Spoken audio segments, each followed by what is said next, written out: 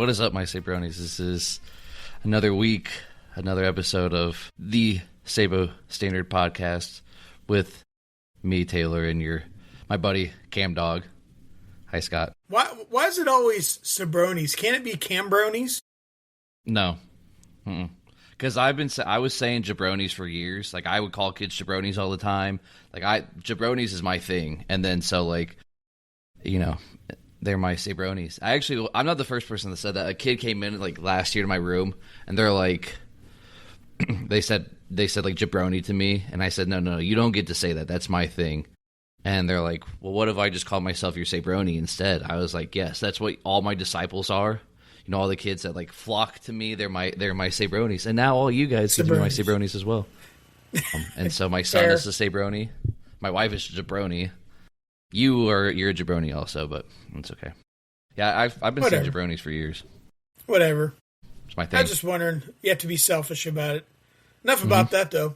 We're not talking about you being a terrible person. So yeah, we don't got a lot to talk about. There's not much to get to over the last few days of football. What is football again? I don't even follow that. This is a podcast about life and teaching and laughs. Surely football is a sport where what's the Saturday Night Live skit where it's like, no, we'll call it football, or you know, says all the And the hamburger would be made out of ham? Oh, I wish, or something like that. Yeah. That would be silly. So, that would be, yeah. So, college football playoffs. Yep, the college football playoffs quarterfinal round came and went. Obviously, we got on Wednesday night after the loss and talked about it.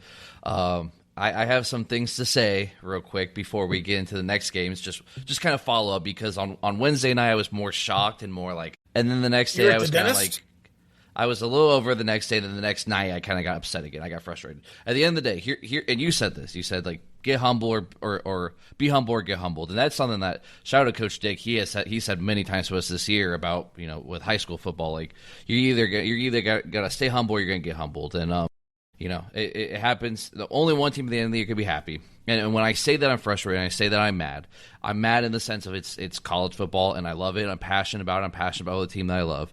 At the end of the day, I'm a very happy person. A wise man once told me, okay, credit to this wise, bald man, okay, he said it's just football. And at the end of the day, when you have kids, you have other things going on in your life, as you mature, you'll realize that it's just football. And so I'm going to be upset. I'm going to be mad. I'm going to be frustrated. I'm going to say things to Miami fans, to other fans in the state of the union that I am passionate about. And I love this sport. I love Ohio State football. I love Steelers football. I love the things that I love. But at the end of the day, I'm not. It doesn't ruin my day. I'm not going to 2026 like I did 2022 or 2023, whatever year that we lost to Georgia. Just angry. I have a beautiful wife. I have a beautiful son. I have a job that you know I like. 75% of the time, I get to coach, I get to podcast, I get to talk to you every week, and so just want to get that part out of the way. Now, with all that being said, these Miami people, we said beforehand, like 2 weeks ago, they're the worst people on the planet. Oh my God, they're the worst people on the planet. Like they're Mount Rushmore. They're Mount Rushmore. Oh my gosh! Like I posted the TikTok and I told, no, we're fine. We're not bad people. These Miami fans. First off, I've never seen a group of people so bad want to see me shove a burrito up my butt. You said it, and they're like, no, you need to shove that burrito right up your. Like, you guys are so weird. You're so weird. Like, I apologized to every person that commented before the game. I said that I would. And then people afterwards that had intelligible things to say, I did reply back. Like, they're like, this was the difference. I'm like, yeah, I agree with you. Or I don't think so too much. I think it was more this for Miami or Carson Beck. Like, there was good banter back and forth. But the amount of people that are like, everybody down at the U, they're going all the way. Like, yeah, the 305, we're going to come get you. The thing is, too, is like, first off, Ohio State last year, we would have never gotten the position to the playoff with 2 losses until the 12th team. And Miami got in with 2 losses. But it's not like they were a 12-0 team this year. We were the better team all season long. And you said it last week that they were the better team on Wednesday night. And they were 100%. But for these Miami fans to act like this team all year long has been so dominant, you lost to 2 bad teams. You lost to Louisville and SMU. Not bad teams, but 2 average teams. A team that what you showed Wednesday night doesn't lose to those teams. You played your best game of the season on Wednesday night versus us. Because if you watch Texas A&M, there's no reason to think that that was going to be the result. And that's why I said what I said, predicted what I predicted. They played great. Their defensive line was outstanding. Their linebackers tackled very well. And Carson Beck was good. He wasn't great. He threw for like 140 yards, but he did what he needed to do. Their offense was good. Their coaching was spectacular. They did a really good job. And they were the most physical team. They were the better coach team, and at the end of the day, whether Ohio State won or lost, Miami won that game. Congratulations. Oh, my God, it's your first big win since, like, the 2001 national championship. Like, it's so ridiculous. They're like they're the Michigan of the ACC. It's like, yes. Remember this time where we – yeah, I do remember that time. That all happened before you were born, by the way. So here's the thing. And actually, I have this fake Miami cup. If any of those Miami fans there and always in your comments, if you want to actually send me a Miami University of Miami cup, I'll use it. I will swallow my pride and the drink that's in here rather than using a Dublin City Schools Greenwood. So let's see how kind those Miami fans really are. Let's see. Congratulations to them. And I honestly think they did well. They have a chance to win a national championship. And I think that them playing in the Natty versus either one of first off, any matchup that we can get between all four teams is going to be a fun national championship. They have a chance to win. But God, for the people that were in I honestly want Miami to lose by 100 for them. But for the sake of like, hey, we lost the national champs, like part of me kind of wants to see Miami make it to at least the national championship because I think they can give a really good game to Indiana. I think they give a really good game to Oregon. Can we just get rid of Michael Irvin though? Oh my gosh, how much cocaine did Michael Irvin do that night? Listen, and the answer is all of it. Michael Irvin was a great receiver. I like him in the longest yard, but there's a point where it becomes kind of obnoxious, and so it's like, whatever, man. Yeah, it's like, I'm coked up Irvin. Yeah, it's like, dude, chill out. I'm going to take this belt. I'm going to beat this Gatorade jug. Chill down. Now, here's the thing. It is interesting. Real quick. I saw a podcast. They were saying that Miami fans they act like they were on the team. Like I know I say we all the time, but they act like they played and they act like we played, like we had any difference. Yeah. Just this go ahead. Sorry. Well, so Carson Beck, when they lost to Louisville, I watched the very end of that game because that was a Friday night game, and I had to call a football game on the radio that night. And so I got to catch the very end of it. And it was a very poor – there's a couple bad throws he threw, some interceptions, and that's what ultimately doomed and sealed their fate in Louisville was a bad interception. Ironically, and he learned from those mistakes where, hey, man, I just have to manage the game and trust the coaches, and he did that against Ohio State. And interestingly enough, the guy who threw a really bad interception – granted, half of it's his fault. The other half is Jeremiah Smith and his ghost block. The interception is the one that doomed Ohio State, interestingly enough. And so, yeah, Carson Beck, he it's one of those things where he, as much as I don't particularly like that guy, not personally, but athletically, I don't think he's going to do anything in the NFL. But he learned from his mistakes earlier in the year, and he didn't make the mistakes against Ohio State. Good for him. Good for him. Ryan Day-wise, real quick. I'm most frustrated with Ryan Day after this loss because, I was on the one last week that said he rights his wrongs. He makes up for those mistakes, all those things. Part of it is the Heartline thing. And again, there's nothing against Heartline. I wish at this point he just should have went. And he got a job, and I'm happy for him. I'm thankful for him. His loss isn't on him, but just the distraction of all the things. And Ryan Day maybe choosing when he did to call the offense. But the offense that was called was not what Ryan Day said it was going to be, and the pace of the play and all those things. I know the Michigan loss last year was really bad, was his worst loss of his career, and a lot of people called for his job, and I don't blame him for it. I'm at the point, like, this was the most frustrated I've been with Ryan Day was after that loss. Now, at the end of the day, when I think about it, and I think what the 12-team playoff is supposed to do and what it can provide is chaos, and we're going to get really good games the rest of the way.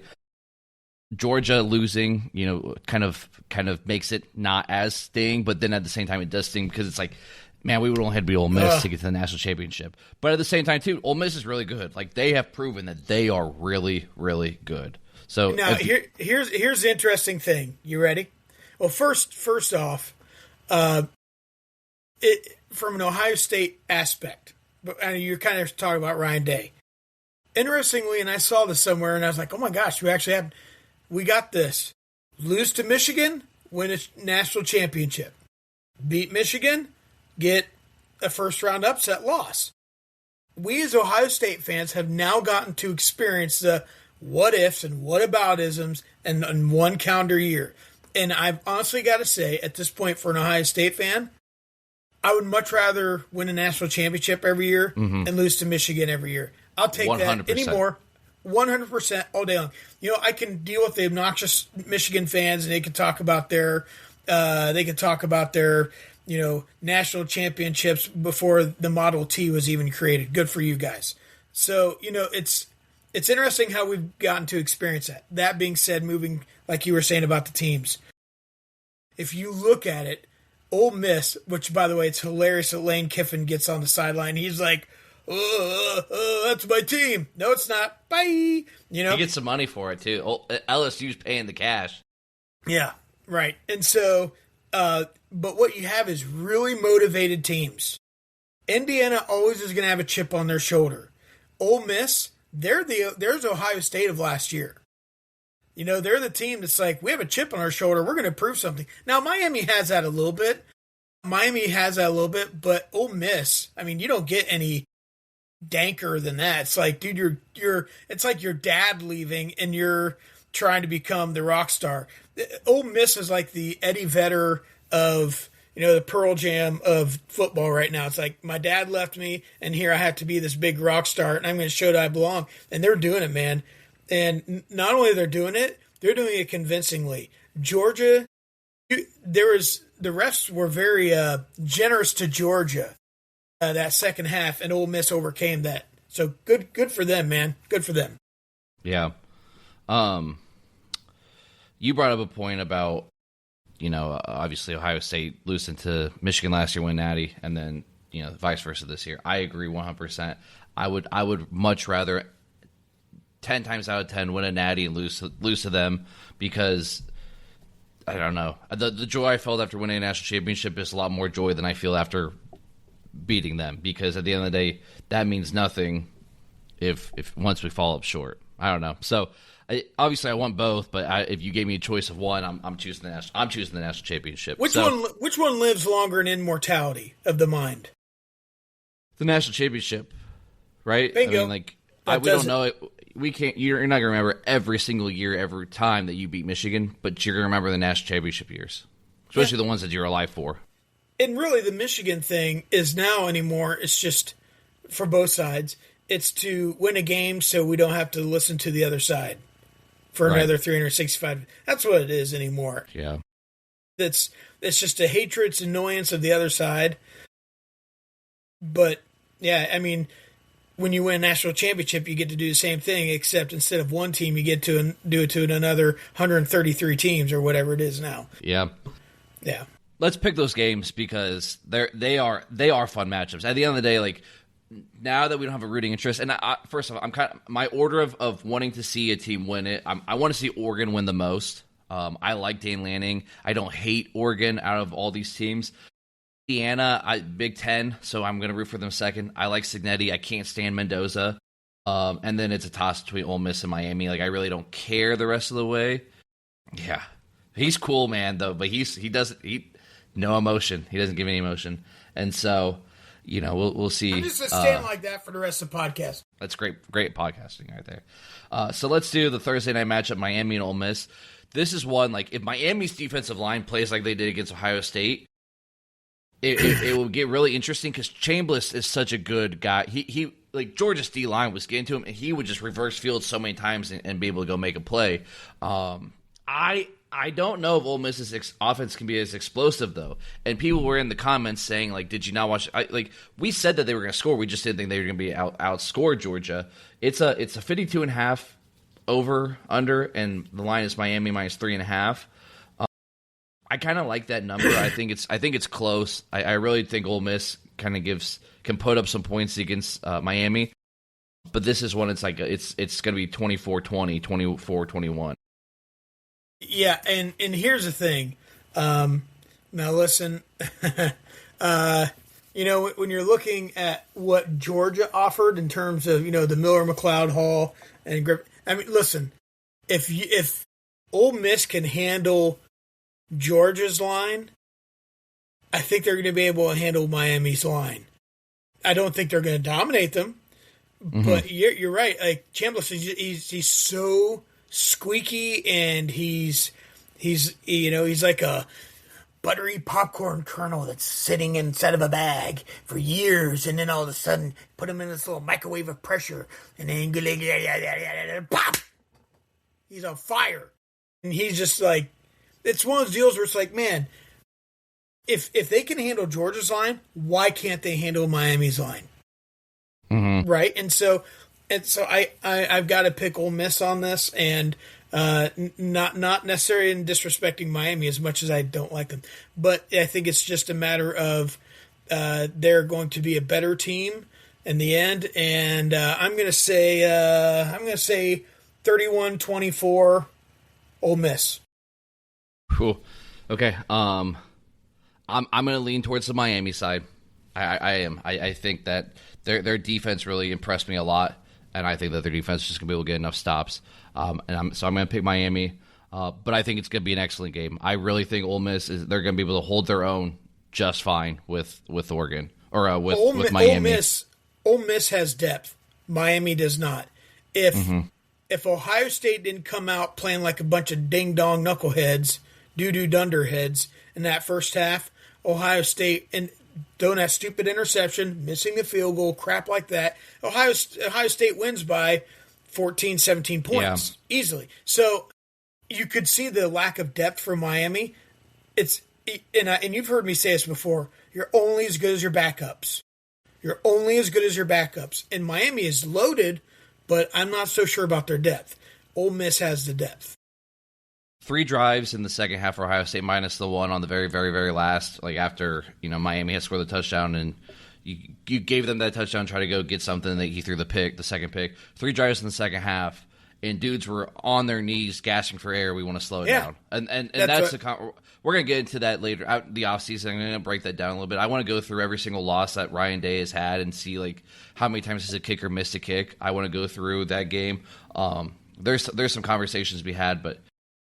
It's not worth having tonight. So, Oregon, Indiana. This one is Indiana minus 4. The over-under is 46.5. Here's the thing about this. Indiana is clearly the better team. In every single way, Indiana's the better team. Not that Oregon is bad, and not that Oregon can't keep this close. But everything about this game says to choose Indiana. Everything about what Cincinnati has done, how they just dominated Alabama 35-3 the other day. It wasn't close. It wasn't competitive after the first quarter. Ty Simpson got hurt. He wanted no moss of what Cincinnati was doing to Alabama. He got freaky with them. He was not going to let anything be. It was not close at all. The only reason that I feel like Oregon has a legit shot, though, is there's been one Power 5 team this year to beat that same team twice. Can you pick a different idiom? Getting freaky with them. He was the kid that got caught with the vape in the classroom, and you were the principal that laid down the law. Okay. Just saying. There's been one instance this year where a Power 5 versus Power 5 team beat the other. Obviously, Ole Miss beat Tulane twice, but other than that, all the rematches: Ole Miss versus Georgia. Obviously, we just had one. Bama, Oklahoma. Like, all those have the other team was one. The only time it didn't happen was Texas Tech beating BYU. And there's a big gap between those two teams, and there's a big gap between Texas Tech and Oregon. We saw that. And so can Indiana beat Oregon twice? Oregon is a really, really good team. Indiana is a great team. Can they beat that really, really good team twice, though? We haven't seen it happen, and that's the only reason that I'm leaning towards Oregon. But we are so stupid if you pick against Curt Cignetti right now and what he's doing. The funny thing is, what did Georgia go? 12-2, 11-2, or whatever. And the teams that they've lost to, they beat. Right. It goes right in line with what you were saying. And so you're right. Based upon that continual modulation of logic, you'd think that, then surely Oregon's not going to lose to Indiana. But I got to make my pick, man. I know. It's impossible. You can't pick against them.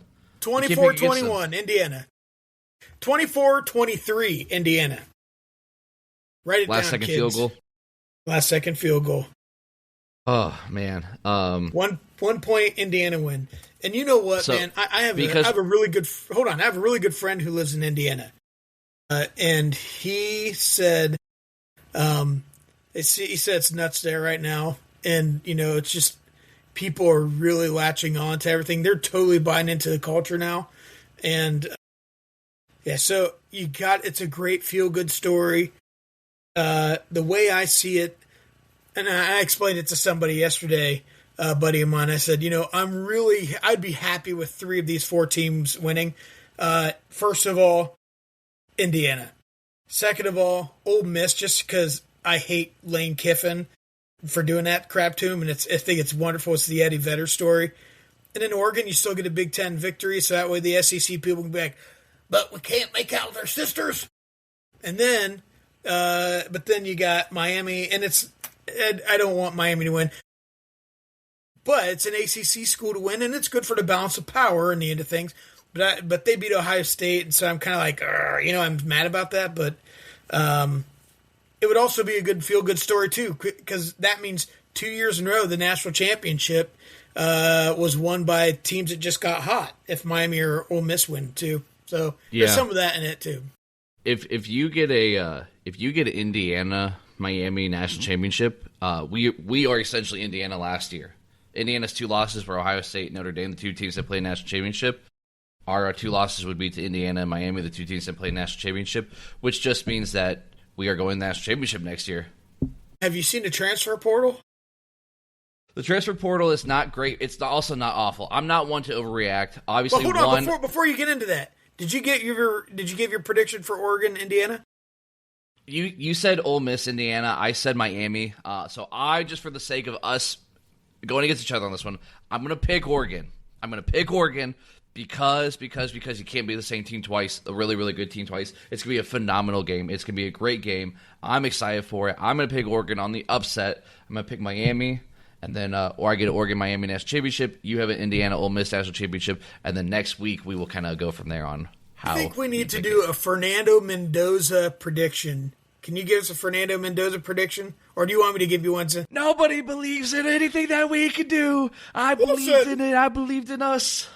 We're going to do fantastic, and the teams are going to be exponentially greater this week versus last week. And I just wanted to thank the Lord. It's been fantastic what we've been able to do. Coach Signetti's awesome, isn't he? Boy, I love him. He rubs my feet. Okay, speaking of the transfer portal, I am not one to overreact to transfer portal. I'm not one to overreact to kids not staying at Ohio State after they commit to them. I do wish that Bryce West and Aaron Scott. Yeah. Yeah, I wish those two would. I wish those 2 would stay. I feel like there was a lot of potential there, and then obviously I'm a little upset about Mylan Graham. But when a receiver leaves, you can't blame him. We are very rich in the receivers every single year. Somebody will step up. We'll be fine. He's so talented, but he also didn't shine as much as I thought he was this year based on what he did in the spring game last year. The only time that I am okay though with the kid leaving, that I'm not like, because all these kids like. After they commit transfer portal, sometimes I'm more like, okay, I'm happy for you, go be successful. But when kids decommit before they've gone to Ohio State, I'm not mad. Like, I don't want kids that don't want to be Buckeyes. The only time I'm ever okay with it really is when a quarterback leaves, because there's only one quarterback. And so like Keenholz, he's committed to Louisville. I hope he's successful. I hope they go 12-0. I hope he wins an ACC championship next year. I want Keenholz to do great. I love Lincoln Keenholz. He spent 3 years here. He won national championship. He learned a lot. He did everything he needed to do to be a Buckeye. And like I said, Mylan, I'm a little upset about. The one that I'm really, really upset is Jelani Thurman. As soon as the game's over, you're posting that you're leaving. It's just kind of like you can't wait till the next day. Yeah. Kind of a douche move. I'm gonna believe that Ryan Day's got a plan. If we're letting corners walk away, I'm gonna believe that we have a plan. He let Tegra go today, or Tegra left. I'm not saying he let him go, but right. Tegra left today. Yep. You know, we will see what he was kind of beat up, you know, at the end. So you know, I get it. He's sometimes kids leave out of frustration and the depth chart and injuries and stuff too. So there's some of that. I just don't like. Obviously, we've talked about the schedule, and I don't like as soon as the season's over, it's here. But it's better than before. You knew who was transferring kind of beforehand. A lot of them, like the Sam Levitts, all those guys, like between the conference championship games and now, and so obviously it's got to come soon. But with the season still going, like Signetti and Dan Lanning both like joked today, like we're doing recruiting while we're getting ready to play each other. Like it's kind of ridiculous. Yeah, and losing the Twins in the transfer portal, I've been looking for the name right here, and I can't remember. Did both of them leave? I thought just one. I thought the way I read it said they both left. He joined his brother in leaving, and I'm like, yeah, Devontae and Deshante or whatever. But which that's a whole nother thing. Why do people have twins and then name their names so close? Like, did you not think that through? That when you go to yell at a kid, the other one's going to be like, are they yelling at me? You know, or when you're calling them for dinner, like.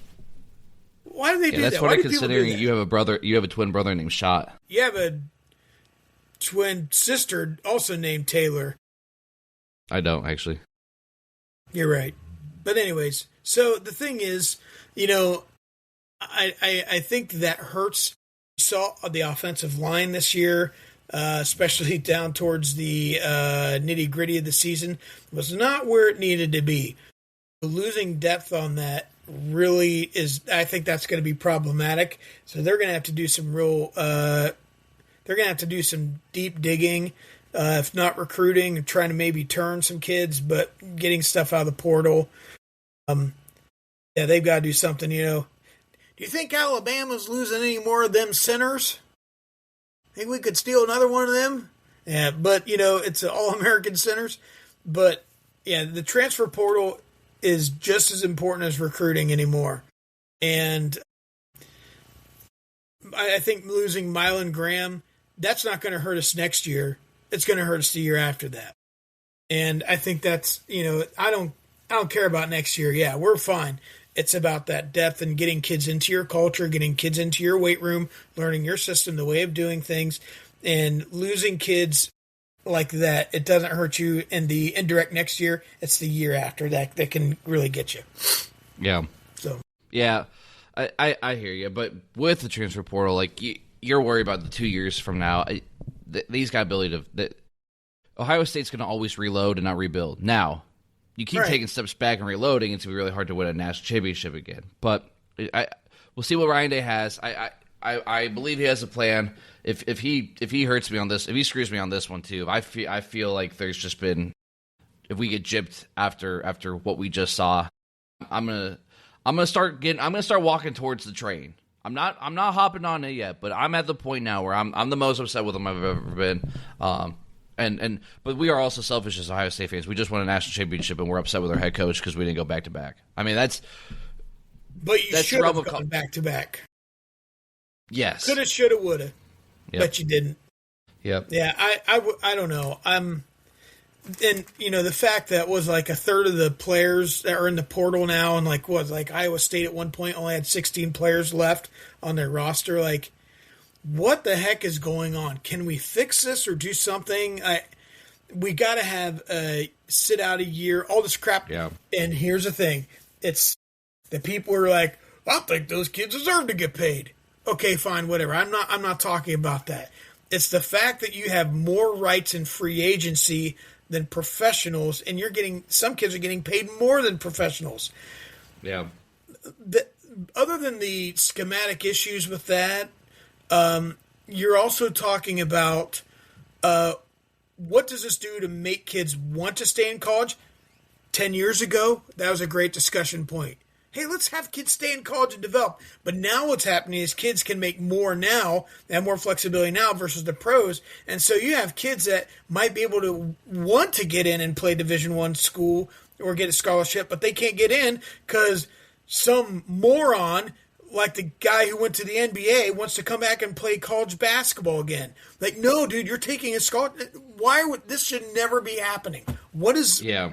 And that's the problem with the portal and NIL and everything else. Yeah, and we're gonna play a Commissioner for the Day episode in the offseason. We're gonna have a lot of weeks to talk through a lot of this bull crap after we kind of get calmed down about it. The last thing about it that and I've said this many times, I agree that a kid should get one free transfer. Coaches can leave at any point, leave you kind of high and dry sometimes. Maybe a kid goes for that coach specifically. Julian Sayin and Caleb Downs went because of Nick Saban. And obviously we were lucky enough to get them. I think every kid should get one free transfer. But the kids that are jumping in it over and over and year after year for the more money, for the better opportunity, that's what hurts the sport, and that's what ruins it. Yes, the second time you should have to sit out a year. Yep. And so we have all those ideas that we can share later on, but let's transition to the NFL. Right now, the Steelers-Ravens game is going on. As we record this, Baltimore's up 7-0. As a Steelers fan, I expect 100% that the Steelers are going to lose this game, but we're going to do our playoff picture because everything is set other than this 4 seed. The winner's in, the loser's out, so everything else is set that we can kind of go through and pick them. Let's just get that game out of the way. Houston is either going to Pittsburgh or Baltimore. My prediction is going to be real easy based on whether this game happens. I hope, obviously, Steelers win and get in. I don't think it's going to happen. Derrick Henry is just going to run all over us like he currently is.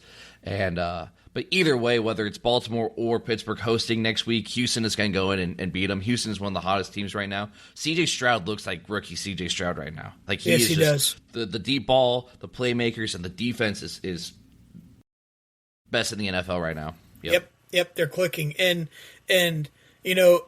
at this point in the season, and this is true on most every level, especially northern teams, you have to run the ball.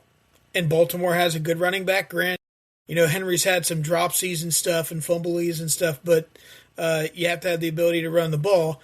And Pittsburgh doesn't quite have that ability and everything else that's going against them. So I think Baltimore is going to hold on and win tonight. But, yeah, right, it doesn't matter. Houston's going to win the next round anyway.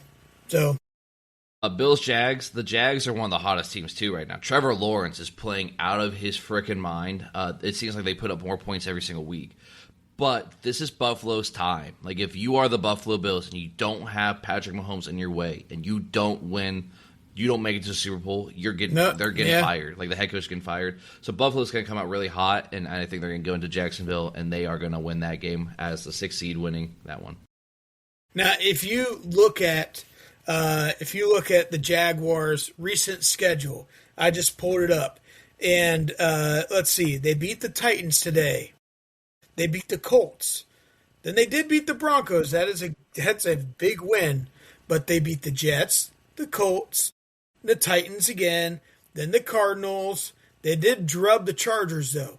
So it's one of those things where, wait a minute, they've had some good wins, but they've also been playing some bottom feeders. So I think their record is a little bit inflated, whereas the Bills have had some they've had some injuries, they've had some things going on, tougher schedule, I think, overall. So, yeah, I'm going to pick the Bills. I think they're going to beat the Jags. Mm-hmm. Yep. Maybe it'll snow in Jacksonville. It'll snow in Jacksonville, and Buffalo's going to, they're like, oh, we swim in this stuff. No, they postponed the game the next day because they can't handle it. That's right. Florida fans and Florida people are generally weaker. It's where old people go to die. Or Miami Hurricane fans go to live. Fine, baby. All about you. I'm going to beat up this Gatorade jug.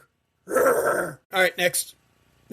Chargers heading to New England. New England is good, man. New England is really good. I feel like the Chargers kind of scraped themselves in. The Chargers are much better than what I give them credit for. They finished 11-6, but I don't know. There's something about this New England team this year. They're going to win some playoff games. I like New England. Yeah, and the Chargers, if you watch them tonight, they did not particularly look sharp. And the last thing you want is to go up to New England and Gillette Shaver Stadium and play the Patriots right now because they're just hot. So, yeah, I think the Patriots are going to win that game too. Vrabel's coach of the year. Yep, absolutely. It's a shoo-in. The Rams head into Carolina. Carolina actually finished the season really well, too. The Buccaneers absolutely fell apart, the back half of the season and kind of let Carolina scrape in. To get 8-9 and get in, it is fluky. I think the Rams are the best team in the NFL all season long. They've had a rough kind of last few weeks, too. But I think they're going to get back on track and get at least that win. You think Carolina's going to win? No. I'm saying the Rams are going to beat Carolina. Listen, as a sidebar, I'm just going to say it. I don't give a crap if you won your division. I do not care if you won your division. I don't care. If you have a losing record, you should not be in the playoffs. Period. And here's why. It's not like, it's the SEC or the Big Ten where they have really tough schedules. It's not like that. It's like, no, it's the NFL. You're going to have good teams, bad teams. It's an even thing. When you go under 500 and you make the playoffs over another team that did not go under 500, what are we doing? Let me read you this. Putting the best teams in. In the NFC, the only other teams would be 8-9 Bucks, 8-9 Falcons, 6-11 Saints in their own division. The NFC East is 7-9-1 Cowboys, 5-12 Commanders, 4-13 Giants, and the other team is 3-14 Cardinals, or the 9-8 Vikings and 9-8 Lions. Which I agree. I think Lions are much better, but it's only a 1-game difference between those 9-8 teams and the 8-9 teams. You win your division. It's structured. This is the thing, though, about college football versus the NFL. It is structured, so this is exactly what it is. You win your division, you are guaranteed to be in. There is no ifs, ands, or buts about it. Whereas in college football, we get real upset with, this is how it is, but this, and then this, and then this, and this, and this. And this is why I don't argue with the NFL. This is how it is. This is how the rules are structured, and it is the same for you, and you, and you, and you, and every single team. Correct. And if you go under 500, you shouldn't be in it. Because let's say, okay, what is after Carolina? How good are those teams? They all have winning records, don't they? But just because they won their division, but they're under 500. But I just read you. There's only two other teams in the conference that have a winning record. Okay, it's not like they're 11-5. They're 9-8. Then put one of them in. It's real simple. It's like it doesn't matter if you won your division. I'm sorry to be here and tell you. You suck. You suck. I agree with what you're saying. And so it's gonna get proven on the field when the Rams beat them. What was it? Was it the Buccaneers who got in at 7-9 or something like that one year? No, it was the Seahawks one year, and the Seahawks they won a playoff game doing it. It was beast mode. I think that was the one where Marshawn Lynch had the long run, and it set up a kind of a run for them. After that, within a few years, they went on and competed in 2 Super Bowls and won one. So it does help. It's momentum. You get a home game for it, and they might win it. Now I don't think they win this one, but no, I don't either. I think the Rams are too much. Stafford's too much. But that's just a side piece. I just poor This is the game of the first round as the Niners are heading to the Eagles. The Eagles are trying to obviously go back-to-back. The Niners are kind of the hottest team in football besides kind of Seattle. And early on, before you started joining us every week, my NFL predictions, I had the Niners being 4-13. I thought they were going to be really bad this year. I didn't trust Brock Purdy, and then they just kept getting injury after injury after injury after injury. Their defense can't stop anybody, but, man, their offense could put up as much as they want. Correct. McCaffrey is so good out of the backfield. He is the best receiving running back I've seen in my lifetime, probably. And obviously Kittle, and they have no other real receivers like Pearsall, the guy that got shot last year. He doesn't suck because he got shot, but he just saying that's who he is. He got shot. They have no other real true wide receivers, but Kittle and McCaffrey just such workhorses. I just don't try.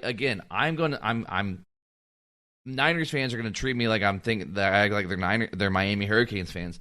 I just don't see them being able to get it done in the playoffs at Lincoln Financial in a playoff night. And obviously Philly is not the same team that they were last year.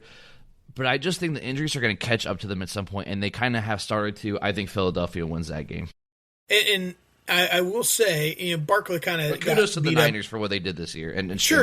Yeah. They overplayed their expectations. But you're right. They couldn't stop a run to save their life. And their defense is just bad. And the worst thing you want is to have a defense that bad and going against the Eagles with Adams and Barkley. And I know Barkley got beat up a little bit last week.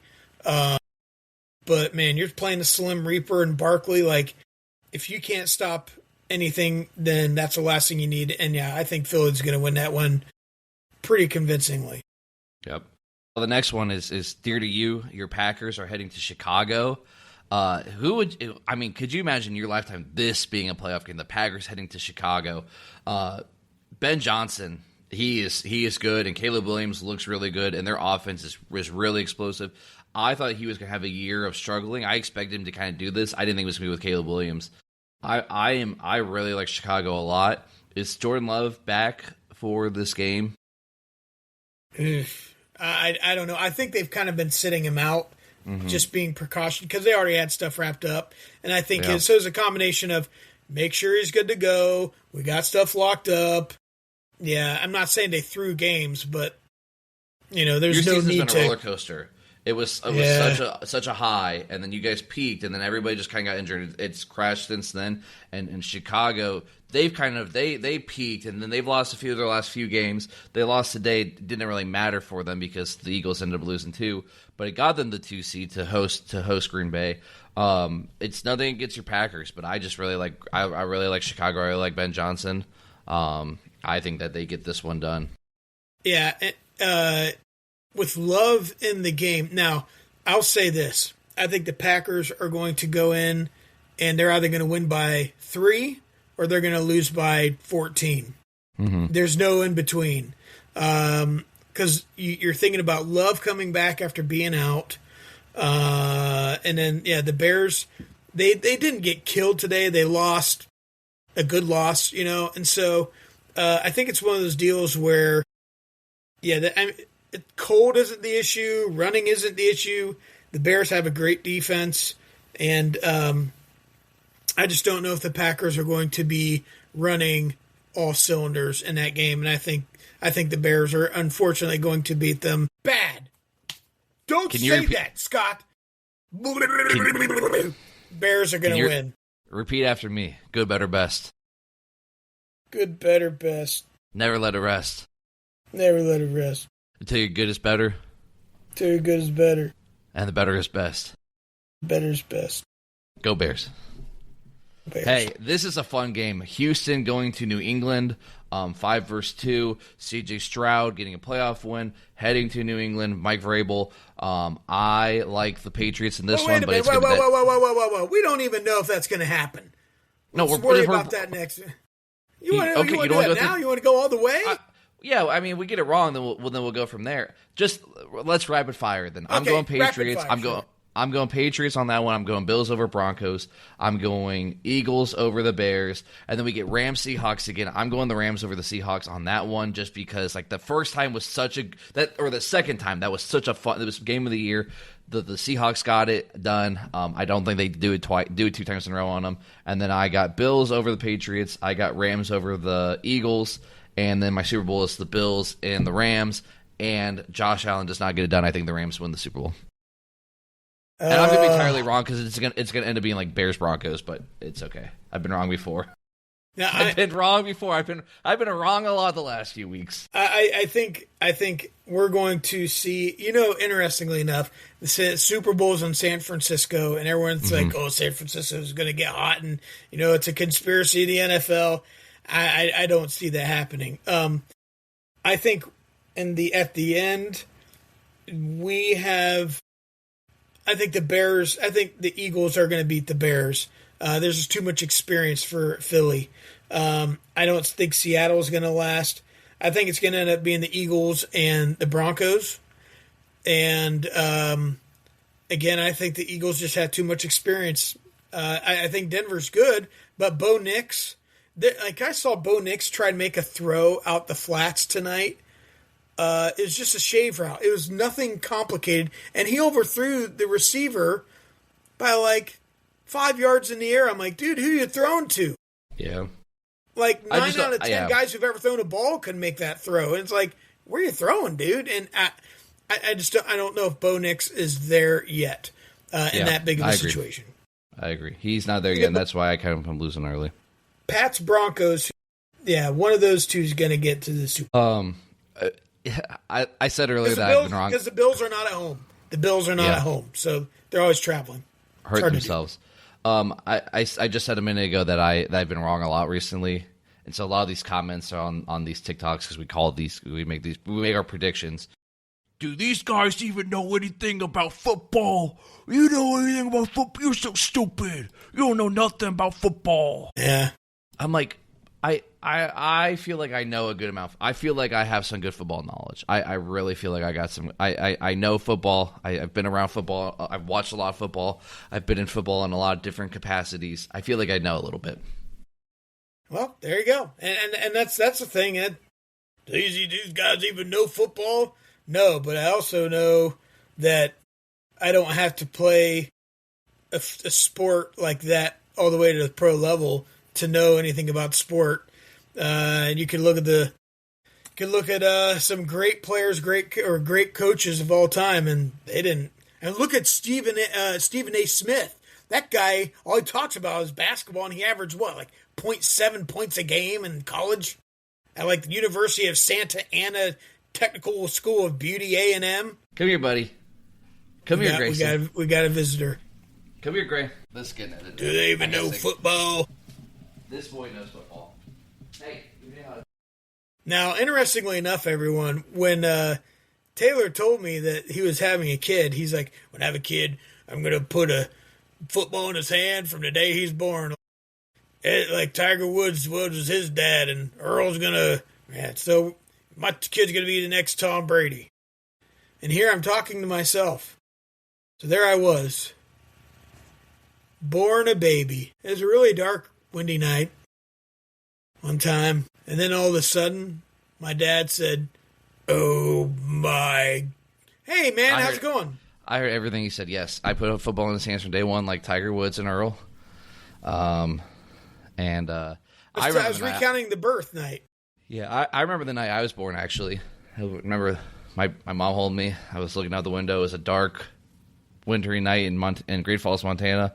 Is it like the SNL skit when Will Ferrell pops out as a full-born? One's a little bit before mine. I didn't watch all the Will Ferrell ones. Oh, man, that's too bad. We don't got much left to talk about. There was one more thing you wanted to discuss, and that was the CamDog's conversations. The Browns Super Bowl championship. The Browns Super Bowl championship today. Oh, wait, I forgot. They didn't win the Super Bowl today. They had a player who broke an individual record in 17 in NFL history. It will stand forever with 23 sacks, because when T.J. Watt played only 15 games back in 2021, he had 22 and a half. He played 15 games. He missed 2 with injury, 22 and a half sacks, and then they said the one that he had on Lamar Jackson wasn't a real sack, so they took it away from him. He should have had 23 and a half. I'm not bitter at all. I'm happy for Browns fans. I'm happy that you have something to get to celebrate this year. Congratulations on your Super Bowl victory. Sorry, again, I know it's not a Super Bowl victory. Congratulations on your individual award for your player that had 10 sacks within a 2-game span and then took, 15 other games to get 23 minus 10, 13 sacks. That sounds real average. Sorry. Great accomplishment, Myles Garrett. Hey, it will stand forever. I'm just trying to be a troll. I know. But the Browns defense is actually legit. It's a really good defense. It's just too bad that their offense sucks so bad. They're gonna end up making a mistake, and they're gonna fire Stefanski and I think elevate Schwartz, who's a great defense coordinator. He's an awful head coach. He's a very bad NFL head coach, and I hope that they do it because it will be hilarious. It couldn't get any worse than it is right now, hardly. But it looked a little bit like Joe Burrow kind of went down softly. I will say though, teams intentionally... He tapped his hip and then he fell down. But in the last couple weeks, teams have been... And I know you're like, they're not talking... Steelers aren't trying to... Aaron Rod, they were clearly trying to not get sacked. No, they just sucked so bad they had no receivers. They were trying to win the game, and they lost. And they're just like they're going to lose tonight. And that's the thing. Like, they're going to try to troll me. But listen, you guys can't troll me on anything. Pittsburgh's going to lose tonight, and we're not making playoffs. We have nothing to celebrate either, okay? That's fine. I'm just saying... it was a little bit soft of a sack, but at least he did get it. And do you think that record will stand? How long do you think it'll stand? I don't know. I mean, The rate of really good pass rushers coming in the league is high. Yeah. It's the volume. Can you stay healthy for that long in 17 games? And can you have one game every 8 weeks of a 4-sack, 5-sack game? If you can have that and then have the 1 or 2 sacks per week, then yes. The thing that he was really good at was the 2 games where he had the 5 sacks. And that obviously the 10 sacks within a 2-game span makes it easier to do it. And so, again, that's not a diss on him. Like, he had 5 sacks in the game twice. That's phenomenal. And so that's what somebody would have to do in order to break the record. I mean, that's what, like, T.J. Watt, the year that he got 22.5, it was like every single week had 2 or 3 to get those numbers up. I think Strahan had like 2 weeks. I could be a little wrong, but I think Strahan had 2 weeks where he didn't get a sack. So you have to kind of work. He had a gap where there was nothing there? Because he's really good about having a gap where nothing's there. Yeah. Yeah, there was a gap with nothing. So he did in 16. Anyways, TJ was 15, and then Myles in 17. And again, I'm just being a troll. Just being a troll. It stands in the NFL record books forever. He is right now the current sack leader. Now, here's the other thing. Do you think he'll be the second person ever to reach the 200 total sack club with Bruce Smith? What's he at right now? I don't know what he is right now total, but Bruce Smith is the only one that's had 200, and that's how he ended his career. And, I mean, people underestimate Bruce Smith. They totally forget about it. They're like, oh, the Watt Bros. Oh, it's like, dude, no, Bruce Smith was a beast. And then Reggie White was, I think. He's at 125.5. There's no way he gets another 74.5 in his career. He's already played a good amount of time. I mean, even, the next highest. The next active player is Cam Jordan with 132, Von Miller with 139. I just don't see it happening. If he goes 5 more years and gets, 15 each year, that's a lot, though, I know. But that just shows the veracity. 15 times 5 is that's still only 65. Right, I know, but that gets him in the ballpark. He needs 74.5. I know, but he's getting in the ballpark. That's 5 years. If he goes and plays another couple years and gets 3 or 4 sacks, I'm just saying it gets him in the ballpark. That goes to show how good Bruce Smith and Reggie White really were. And keep in mind, that was before the pass-happy league of the NFL. So, of course, yeah, yep. So good, that just shows everything. All right, let's get CamDog's conversation done. That way we can end this and I can go suffer and watch the Steelers lose to the Baltimore Ravens. Okay. Serious question. What is the most important thing on a dinner table? The spoon, the knife, or the fork? The fork. When I am grabbing utensils out of my little cabinet, I'm grabbing a fork 9 times out of 10. Even things like macaroni that you eat with a spoon, I'm using a fork. Like, there are very few things that I need a spoon over a fork for. There are more things where I need a fork over a spoon for. And I can cut with a knife. I can bite it off with my teeth. Or I can cut with a fork and bite it off with my teeth. The knife is the least important of those. I actually apply the knife over the spoon. Even cereal. I could eat cereal with a fork. I don't need the milk. What, do you put water in your cereal? Or are you No, I'm saying I put the milk. You can put milk in there, but I don't want to drink the milk with it. I don't drink milk. The milk is to make it a little wet. I could just use a fork. Now, do I use a spoon? Sure. I'm just saying I could use a fork. It's fine. I'm good with a fork if I need to. Have you ever had cereal with water before? No, actually, you know what's funny, though? For Christmas, you want to know what I got for Christmas? Sure. I got a box of Cinnamon Toast Crunch from my father-in-law. You know why? Because he heard it. Because he listens to the podcast. Shout out, Mark. Hey, he listens to the podcast. He bought me a box of cereal. Yeah, I know you didn't. You didn't get your. But I'm waiting on a Miami cup. I'm gonna post it. I'll get it for you. Here's the thing though. The spoon. Think of all the things you can put in a spoon. Yes, I know the crack. Listen, somewhere Michael Irvin just had. Bing! Every time you mention crack, Michael Irvin appears. Look, Mommy, every time you say crack, Michael Irvin snorts a line.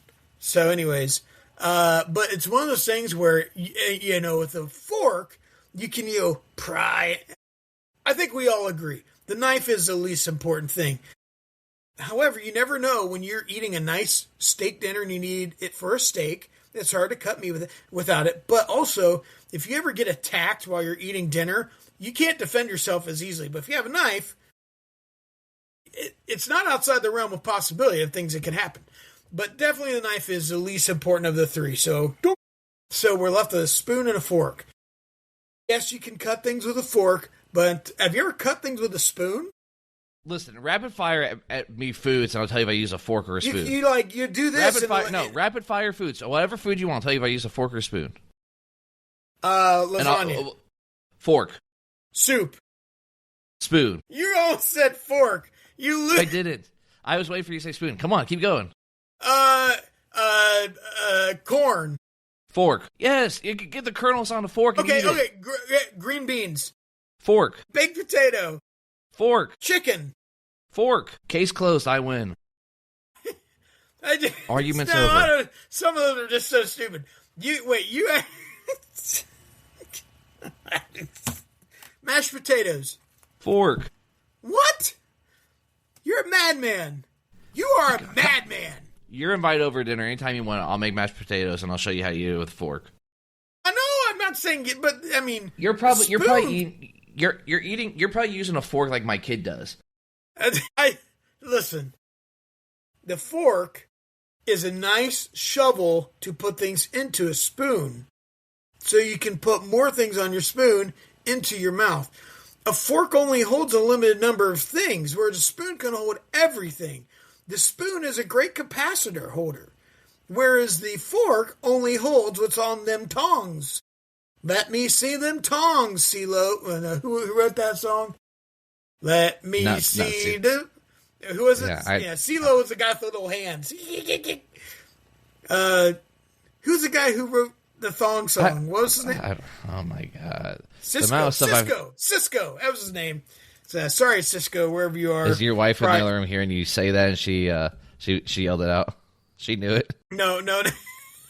Yes. No, believe me. Cisco. So I don't know, man. I'm a spoon guy, man. Spoon. I'm the spoon man. Soundgarden was so happy. Yep. You are a spoon guy. Come together with you. You are a spoon man. Yep. I am the spoon man. And I'm the little spoon. I bet you are. Oh, Aaron Rodgers just threw a deep ball that the third string receiver couldn't hold on to. But Aaron Rodgers is the big spoon. He is your big spoon, I bet. All those nights you dreamed of spooning with Aaron Rodgers after you threw Hail Marys in darkness in a dark room. That receivers used to catch. Anything else for the good of the order? Right under 60 minutes. Yeah, man. I think we covered everything, but even your incorrect assumptions about silverware. Mm-hmm. Yep.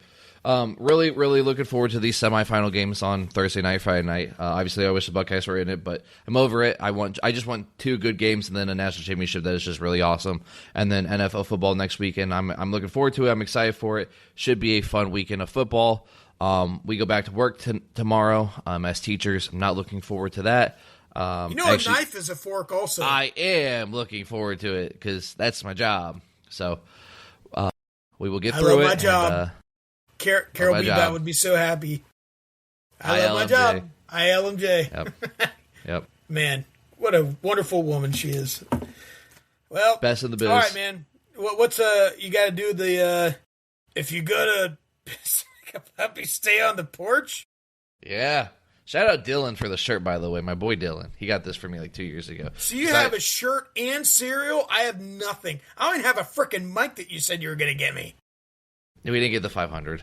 I say jabroni. I say if you're going to piss like a puppy, stay on the porch. People know. They just know me. They know my mantras. They know what I live by. They know what I stand by. Shout out. And I'll be Kurt Signetti. I bet he pregame. If you're going to piss like a puppy, stay on the porch. Let the Hoosiers eat.